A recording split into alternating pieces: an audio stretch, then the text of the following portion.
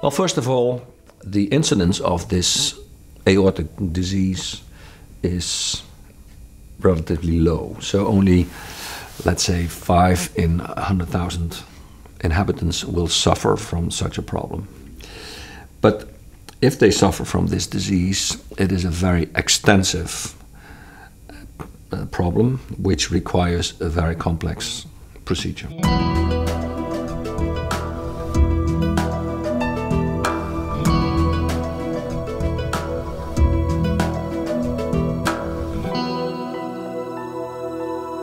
The operation is done by us as surgeons, but obviously we need a phase before the operation. All the information we receive from the patient are judged by the surgeon, but also the risks are analyzed by the anesthesiologist and the cardiologist. And we discuss this in a multidisciplinary team, and then in the team discussion we decide whether we go for treatment A, treatment B, and really a tailor-made approach for that specific patient. Then the patient is operated, and this complex operation, whether it's open or endovascular, needs a continuous dialogue between the surgeon, the neurophysiologist, the anesthesiologist, and this team, in this dialogue, determines the good outcome of the patient. But it doesn't stop after the operation. This continues, of course, in the intensive care when the patient is moved in that ward after the operation, where the team of anesthesia, intensive care specialists, and the surgeons continue to take care of the patient.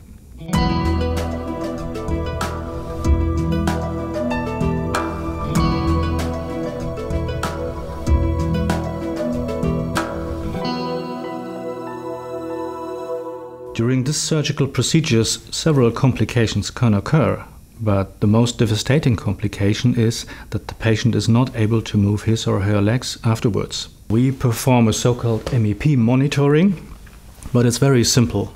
We just apply an electrical stimulus to the brain. During the surgical procedure, the spinal cord, which is in between the brain and the legs, and of course also the hands, might get too little blood.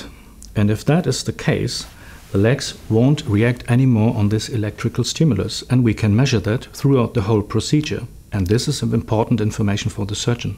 So we have done this measurement meanwhile in more than 800 patients, and we are very confident in it. It's very robust and accurate. It just works in every patient, so the surgeon is informed every time he does a TAA repair whether these MEPs, these potentials, are good or not. So every time when the potentials are good, the patient is able to walk afterwards.